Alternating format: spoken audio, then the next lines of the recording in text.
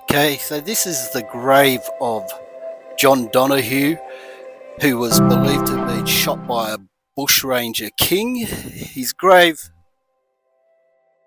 was originally closer to the train station at Lyndon, but was moved here in 1970. Now, there's another explanation as to who he was. There's also known that it could have been uh, Bold Jack Donohoe, who was a bushranger himself, the wild colonial boy who was shot in 1830. But the story is more believable that he was a soldier at the Bulls camp and was buried here in the 1830s.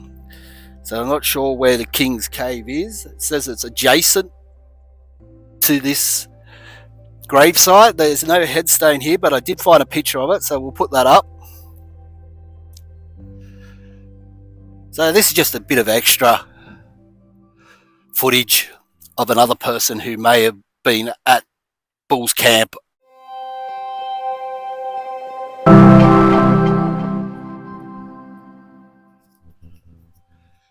Okay, so we're just going to head down to King's Cave.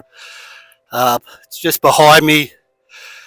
There is the Donohoe's grave, and just beyond that, children crossing side there, that is where the entrance to the track down to King's Cave is.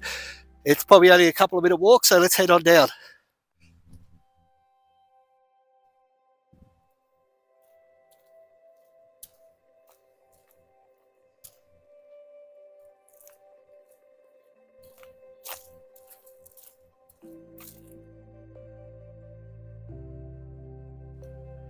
The question is, who is John Donohoe? Well, his grave had been moved 3 times since his burial in 1837 because of the railway line. It is currently down on Burke Road here at Lyndon. But was he a police constable? There's no record showing on any historical police rolls that he was. Was he a bushranger? There is no record of him ever being a bushranger. So it is more likely that he is either a convict or he was a soldier. So we're just heading towards King's Cave now. It's an overhang. I believe he was a soldier, because if he was a convict, I doubt he would have had a headstone. They probably would have just buried them out in the bush. Soldiers, more likely that they would have got a headstone. So this is King's Cave. This is to tie in with the bushranger theory, and there is no evidence that there was a bushranger called King at all.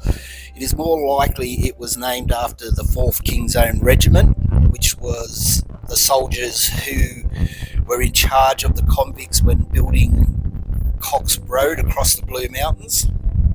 So you can see here, it's a beautiful looking cave, spacious. So it's probably somewhere where the soldiers could have rested while they were at Woodford at the Bulls Camp Stockade. It was probably used by Aboriginals as they passed through the mountains.